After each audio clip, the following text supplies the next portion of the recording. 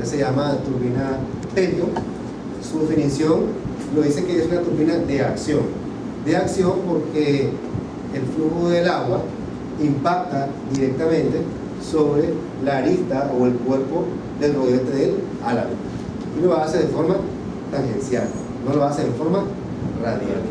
Esa es la diferencia entre turbinas Pelton y turbinas Francis. ¿Sí? Ahora, como dijo Samira, comparto la información, es muy válida, lo que dijo también mi estimado Amado, y lo que dijo mi estimado Samir, de que el ángulo de ataque, el ángulo de entrada alfa 1 es 0 y que beta sub 1 es 180 grados. Sí es 180 grados porque estamos hablando de esta longitud, ¿verdad? En el plano de los dos primeros cuadrantes. Al obtener eso así, 180 grados, entonces la velocidad del agua se comporta tangencial al rodete. Y esa velocidad del agua es igual a un coeficiente de obstrucción o de pérdida de rendimiento multiplicado por la raíz dos veces de la altura. ¿Cómo sale esa ecuación? Es lo que lo voy a mostrar más adelante. Entonces, la turbina Pelton se caracteriza por instalarse en grandes alturas y poco caudal. ¿Cuánto es la potencia aproximadamente? Bueno, lo vamos a ver ahorita. Yo tengo aquí apuntado algunas características muy importantes. Esta ya es turbina Kaplan, y aquí es turbina Francis. Esos son los tipos de turbinas y son turbinas de reacción. Bueno, las turbinas Pelton, eso es muy importante. Esto va para examen. Esta teoría es fundamental. Se utilizan, es idónea en saltos de gran altura, aproximadamente, estamos hablando de altura 800, 600 metros, ¿verdad? Y aproximadamente 200 por arriba, con caudales pequeñitos, en 10 metros cúbicos sobre segundo. El diámetro exterior del rodete se caracteriza por tener una longitud, o un diámetro, perdón, de 0.36 a 5.2 metros como máximo, ¿verdad? Y la potencia que puede lograr en este tipo de turbina, aprovechando el salto hidráulico y el caudal, son de 500 kW a 400 megas. ¿Sí? Ahora, te hago una pregunta.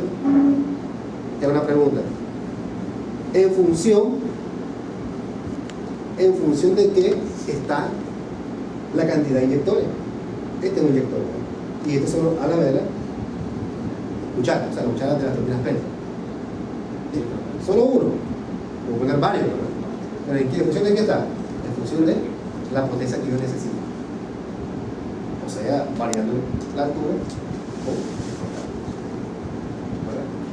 este inyector, más adelante vamos a ver de que está compuesto por elementos.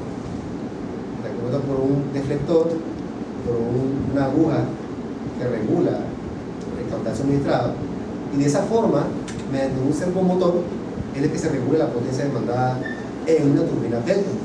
Un ejemplo, si yo estoy generando 200 megawatts de energía y el dueño es Samir, pero Samir le dice a Amado, que trabaja en el centro de despacho de carga, y le dice: Samir, fíjate que no necesito 200, necesito 100 megas ahorita mismo. Entonces Samir, como turbina Pelton, viene él y tiene que decirle a sus súbditos que le comiencen a regular la potencia sin modificar la altura, porque es constante. Lo que va a modificar él es la entrega del caudal. ¿Mediante quién? Mediante el inyector. Si usted le dio, el inyector tiene dos componentes: la aguja y el deflector. La aguja controla el caudal a dosificar el volumen, ¿verdad? En metros cúbicos por segundo. Y el deflector, en el momento que queda en vacío, sin carga el sistema, lo que hace es evitar el golpe de harina. Más adelante lo que vamos a hacer es verificar cómo se hace eso. Y ustedes ya vieron el circuito hidráulico y neumático. Entonces, en el circuito hidráulico y neumático deberían de haberle dado a ustedes los principios de funcionamiento para poder regular un mecanismo así. Ahí está compuesto por un servomotor. El servomotor lleva una biela y una manivela, y que es alimentado mediante la energía de la turbina Pelton, y lo que hace es abrir o cerrar los ángulos. Pero en este caso no son los ángulos de la cuchara, sino que es meramente el ángulo del inyector. Bien, vamos a ver entonces. Por acá tengo entonces, es lo que ustedes quiero que no se aprendan de memoria, sino que conozcan, ¿verdad? Y lo adquieran siempre para toda su vida. Esas son las características principales de la turbina. Es de presión porque actúa a la presión atmosférica, tanto a la entrada como a la salida. De chorro libre porque está expuesta a la presión atmosférica, como dijimos anteriormente. La presión de entrada es prácticamente la más importante, porque la turbina Pelton es P1, ¿verdad?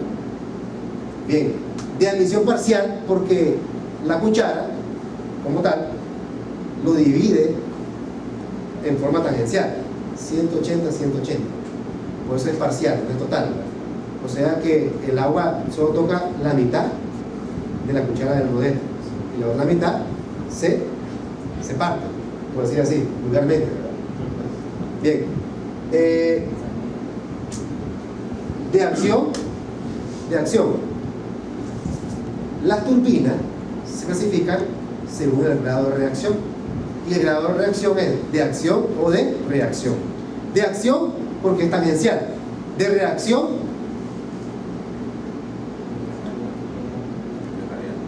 porque es radial, es lo opuesto. Ya el fluido no entra tangencial, sino que en forma radial. ¿Qué son las turbinas? Francia. O son las bombas centrífugas, roto, dinámica. Sí, ¿verdad? Esa es la gran diferencia. Entonces, y ellas usan un rodete llamado cazoleta. La cazoleta es esto. Bien, estas son las partes, ¿verdad? Pero quiero enseñar la cazoleta, ¿verdad? Para que tengan una idea. Ahí está. Bueno, no se verá muy bien, pero la cazoleta es prácticamente el rodete, pero en forma de cuchara. Vamos a ver por acá, si ver una aquí un poco más seccionada. Ahí está. Ahí está. Esta es la cuchara. Le dicen cuchara porque tiene forma de cuchara, prácticamente, ¿verdad? Es lo mismo que se llama cazoleta. Ese es el rotor. El rodete. El ángulo de ataque del agua es hacia acá. Una vez que impacta tangencialmente en 180 grados, se divide, ¿verdad? Por eso se llama parcial. ¿Me explico? Entonces, solo con determinar el diámetro del chorro, vos podés determinar la anchura de la cazoleta, podés determinar la profundidad y el diámetro del rodete. Solamente con determinar el diámetro del chorro. ¿Cómo lo vamos a determinar? Bueno. ¿Se número de cazoleta, pues? ¿Ah? ¿Se forma el número de cazoleta? Sí, aquí también te da el número de cazoleta a poner, ¿verdad? en una de este tipo de instalación. 15, una constante, más el diámetro de ¿quién? Del rodete, entre 2 veces el diámetro de la cuchara. Y ahí te va a dar aproximadamente, debería dar en un margen entre 5 y 6.5 de relación. Diámetro del chorro con el diámetro de la cuchara. Bien, pero eso no me llegaba ahorita ahí a eso, ¿verdad? Solamente quería enseñarle cómo es, por qué se llama cuchara. Y por acá, una breve introducción acerca de los componentes. Los componentes, bueno, tenemos el distribuidor. El distribuidor está formado por un inyector. El inyector está formado por, lo dije anteriormente, tobera, aguja y deflector. Los dos primeros regulan la potencia de la turbina y el último evita golpe de ariete. Y entonces la cavitación, ¿cómo hacer? Igual que la bomba. Nada más que en este caso ellas no usan tubo difusor. Entonces la cavitación en todas las turbinas, en cualquiera de ellas, usted lo va a lograr mediante chimenea de equilibrio. Sí, chimenea de equilibrio. La chimenea de equilibrio te ayuda con el golpe de ariete. Es lo fundamental, a eso es. Pero la cavitación, como está expuesta a la atmósfera, es la misma presión atmosférica. Entonces prácticamente la cavitación es que se diseñe las cucharas con un material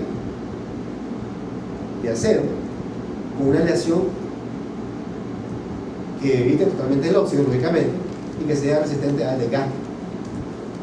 ¿Ya? Y también resistente a la fuerza de impulso del agua. ¿Por qué? Porque acuérdense que la fuerza con la que va el agua impacta el rodete, también provoca, aparte de desgaste, provoca debilidades en la estructura molecular interna de la cuchara.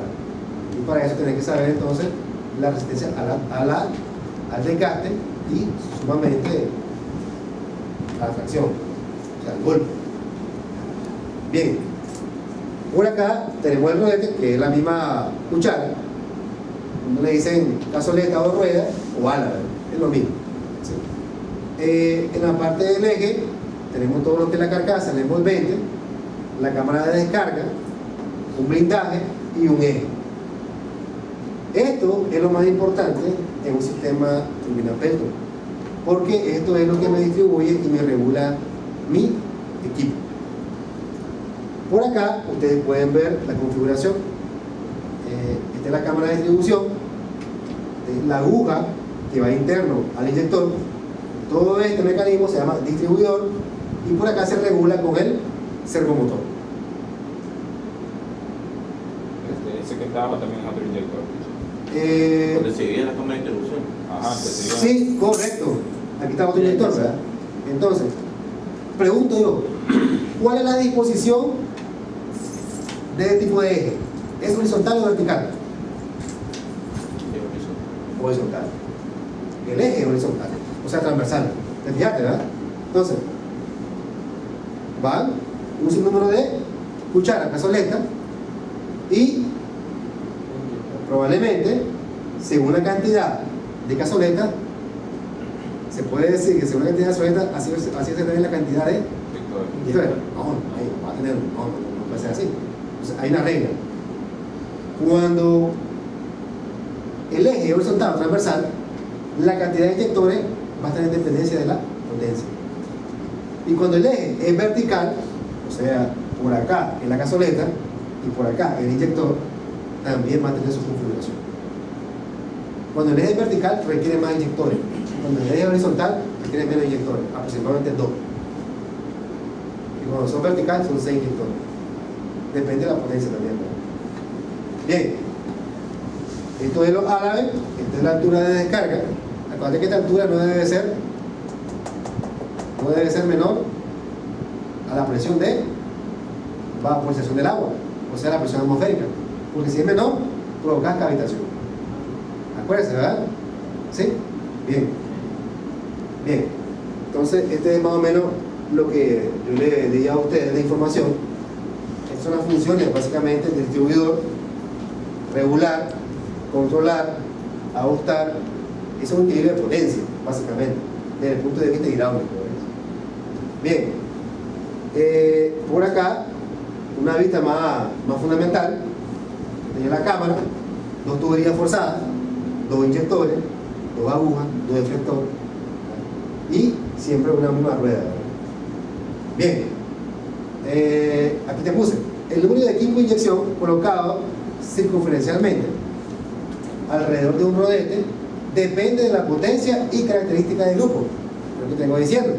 Te lo puse en rojo para que lo leas bien, ¿verdad? Según las condiciones de salto de agua, o sea, según la altura. En turbinas Pelton, con eje vertical, ya no es horizontal, sino que vertical, pueden ser hasta 6 los equipos, o sea, 6 inyectores. ¿Ya? Mientras que en un horizontal solamente pueden ser aproximadamente 2. Bien. 1 a 2, ¿ya viste? Perfecto. Y por acá hago una imagen, ¿verdad?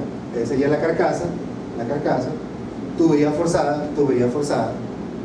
Quiere decir que si hay una tubería forzada, quiere decir que hay una tubería principal, que es la que viene de la parte más alta, la altura geodésica, la entrada del vertedero. Entonces, esa altura viene a la tubería y ya se parte según el número de inyectores. ¿Sí? Es como aquí. Aquí probablemente hay una tubería principal y después se parte en Pero ahí son dos conjuntos de cazuelas, ¿no?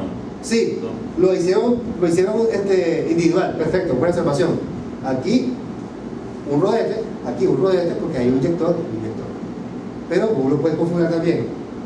Puede ser que sean 2 inyectores con una misma cazoleta. Esa es una dependencia, ¿verdad? Así lo hicieron así porque las velas potencias son más pequeñas. ¿Veis? Son más pequeñas. ¿No? Perfecto. Y por acá, pues está la cámara de distribución, cuáles son sus partes componentes y la función fundamental.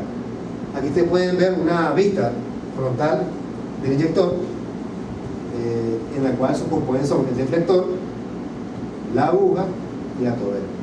Por principio, es el siguiente. Él dijo, ¿cómo se llama usted? Germán dijo, dijo, es la energía potencial. Sí, es cierto. Nada más que la energía potencial en forma geodésica de H1 como H2 se transforma en ¿qué? Energía que es 2 veces la cuadratura de la raíz de eso. Eso, que acaba de decir usted, transformación, energía cinética, energía a energía mecánica, energía mecánica a energía eléctrica, es una turbina eléctrica. Entonces, ¿dónde está la energía cinética? Nada más y nada menos en la tobera. ¿Cuál es el principio de la tobera? Aumentar la velocidad del chorro. Si aumenta la velocidad del chorro, aumenta la energía mecánica de movimiento rotatorio, que sería la del rodete, la cuchara, y eso se transforma en energía eléctrica mediante un generador. Así sencillo es el funcionamiento de la turbina Peltier. ¿Ya?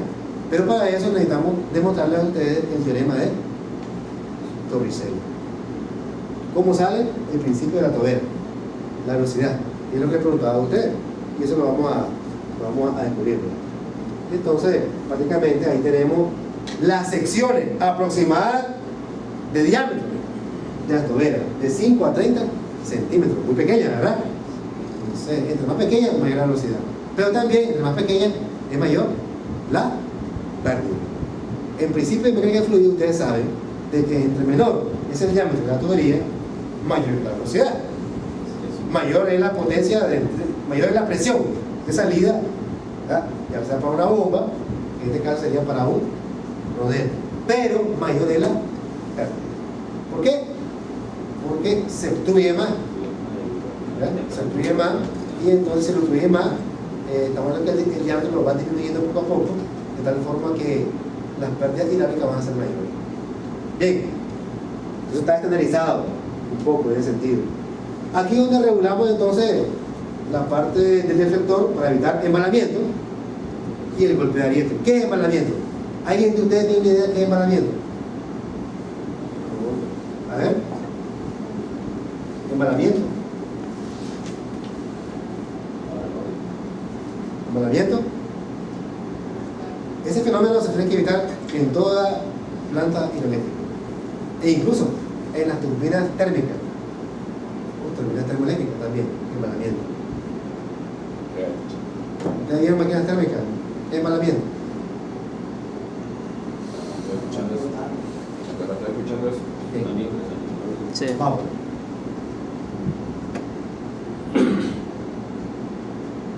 Cuando usted hace un cierre de una válvula para regular un determinado fluido y lo hace bruscamente el cierre, provocas lo que se le llama ondas progresivas, o sea, provocar una sobrepresión.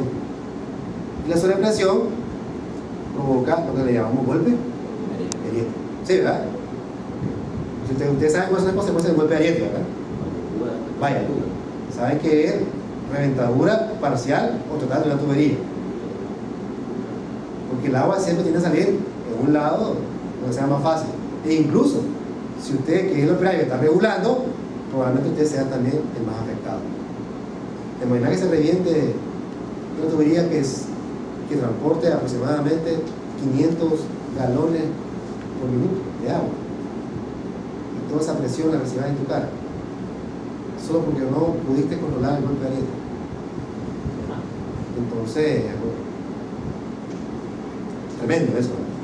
Entonces,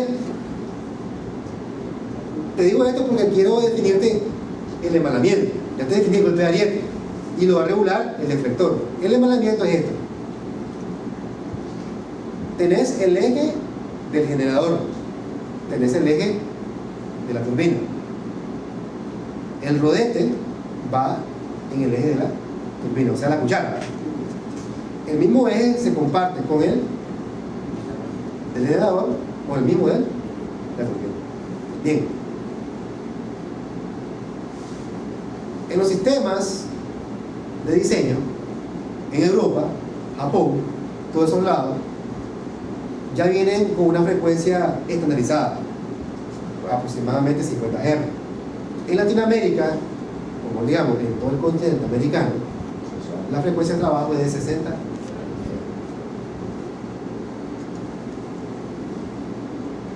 Vos necesitas dar un balance y acoplar tu generador a la velocidad sincrónica del eje de la turbina. Pero ¿cómo lo vas a hacer? Se quiere ir a 50 y otra ir a 60 con un variador de frecuencia. Bien, ya lo lograste, ya lo hiciste.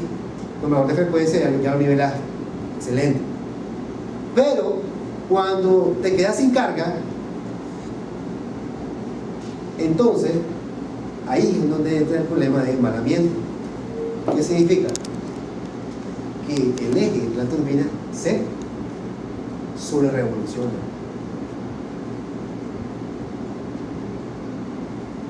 Te voy a poner un ejemplo más sencillo. Todos ustedes conocen un motor de combustión interna, ¿verdad? Todos, ¿verdad? Diésel, ¿sí, verdad? Bien. El diésel se le llama motor de combustión de autoservido. ¿Por qué? Porque no ha llegado al punto muy superior cuando probablemente con la presión, ¿verdad? Con la presión de pulverización del inyector, sin necesidad de eso, ya el motor va con una temperatura, el aire va con una temperatura elevada. Entonces, con una pequeña gotita de combustible ya es un combustible.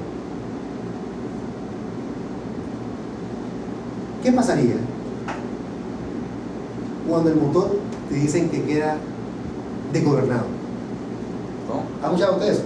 El motor quedó desgobernado. Vulgarmente, desgobernado es que la bomba que está regulando el caudal dosificado de combustible a la cámara de combustión se está haciendo de una manera constante, entrega constante, que se está quemando en instantes de tiempo, sin la información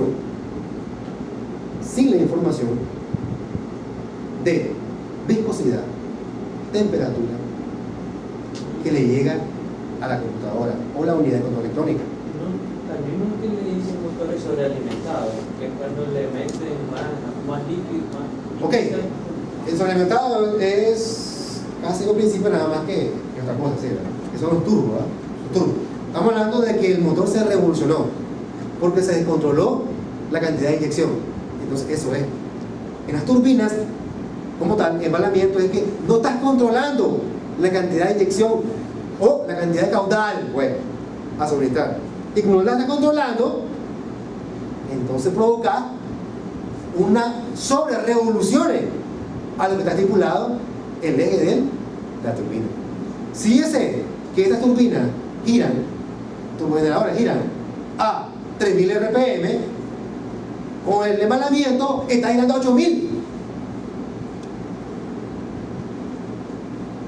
Por efecto de fuerza centrípeta, ¡bum!, se separaron los cubiletes recalentados y el eje se puede salir. Increíble, ¿verdad? Eso se llama velocidad de embalamiento. O sea, no controlaste las revoluciones por minuto de tu eje. Y si te volaste el eje de la turbina, te volaste el eje del generador. ¿Cómo se controla? Ah, excelente. ¿Cómo se controla? En una turbina peto. Por medio de la turbina. Se me promete. Entonces es así. Cuando llegamos a turbina Francis, te voy a enseñar cómo se regula con la turbina Francis. Es diferente. ¿Me explico? Esos son los datos técnicos que ustedes deben manejar antes de entrar a un cálculo. ¿Ok? Listo. Entonces, por acá tenemos las componentes del rodete, rueda motriz. Ahora escuchar por caso como le quieran decir ustedes, ¿verdad? Aquí tenemos algo muy importante, muy claro de esto. La rueda es la circunferencia y en la rueda van los Cosa muy diferente. Hágase bien, ¿verdad? ¿Sí? Ok. Bueno, por acá, pues, ya anteriormente lo habíamos visto. Básicamente, si yo determino de entrada el diámetro del chorro, yo puedo determinar todos estos parámetros que están acá. Fíjate bien, ¿verdad? Porque está en función, mira. La anchura está en función de quién? Del diámetro del chorro. La altura de la casa está en función del diámetro del chorro. Y la profundidad también. Y aquí están las dimensiones. Yo cuando recibí esta clase, hace 15 años, yo tengo todavía unos esquemas, un dibujo, se los voy a traer porque ustedes lo miren. Es una turbina Pelton que se hizo en la costa. Entonces, ahí tengo yo los diagramas. Entonces, para que ustedes miren y cómo se calcula. Ustedes son buenos y duchos, creo, en la parte de AutoCAD, de texto. Entonces, ustedes, yo dándole este dato, dando este dato, ustedes pueden diseñar su cuchara. Pero bueno, por tiempo y por cosas así por el estilo, no se va a hacer, pero yo se lo voy a dar. Ya, tal vez ustedes en un futuro lo hacen, ¿verdad? Ya sabemos, ¿verdad? Y les sirva. Les voy a también dar un manual de turbinas microeléctricas, ¿sí?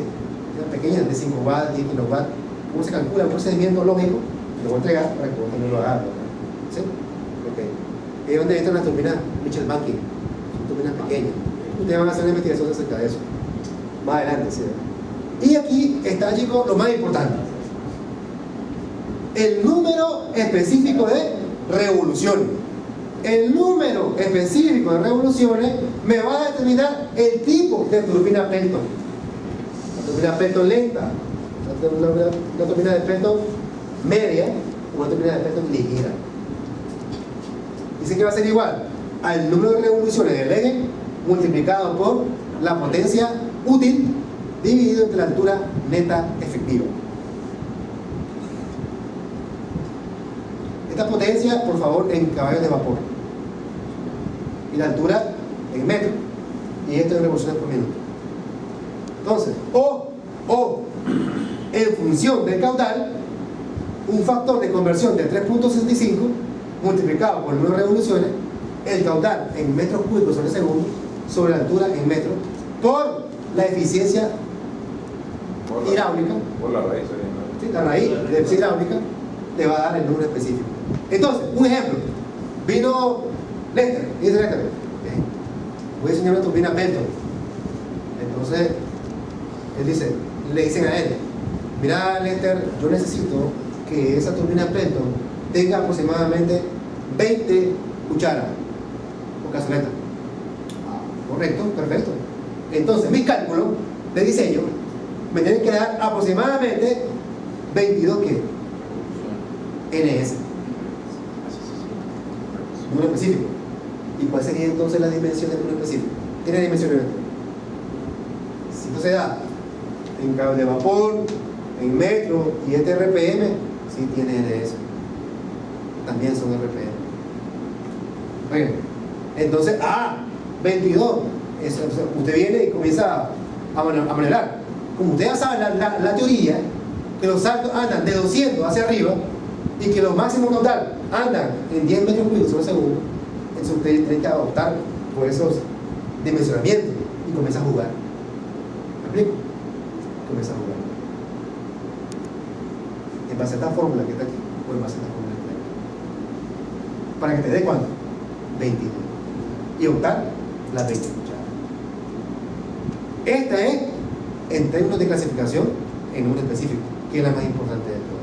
Toda la turbina se clasifica según el número específico.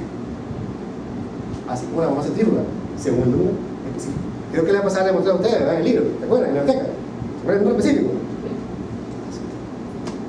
Pero el número específico no crea que es el tipo de bomba o el tipo de turbina. Sí, pero más que todo es profundizado al tipo de rodete. Tipo de rodete. Y como el tipo de rodete es lo fundamental para cualquier bomba, cualquier turbina, entonces prácticamente es lo mismo. Bien, entonces eso es muy importante, deberían de copiarlo, ¿verdad? Son apuntes, ¿verdad? Ahí tenemos, por ejemplo, rodete lento es cuando el número específico aproximadamente equivale a 3.5. Rápido, cuando aproximadamente vale 35. ¿Verdad? Con grandes caudales, pequeños caudales. Y la relación entre el diámetro del chorro y el diámetro del rodete es aproximadamente grande, y cuando es demasiado pequeño. Bien, entonces se entiende eso, ¿verdad? ¿Se entiende eso? Eso porque, Sí. porque ahí me hay que escuchar así. ¿A dónde? Caudales pequeños. Caudales pequeños. ¿Acá? ¿Acá? Sí, sí, porque en la gráfica, ¿no? Porque ahí me hay Entonces vamos a ver aquí la tabla. Dale. Pequeño, mira, 40. Pequeño, 37. A medida que va aumentando, va disminuyendo. Sí, ¿verdad? Ahí está. ¿Ok? Sí. Va. Esta otra es la figura. Ahí pues básicamente yo quise demostrarles a ustedes de cómo la relación, ¿verdad? entre el mismo eje, ¿verdad? Para que no se pierdan ahí.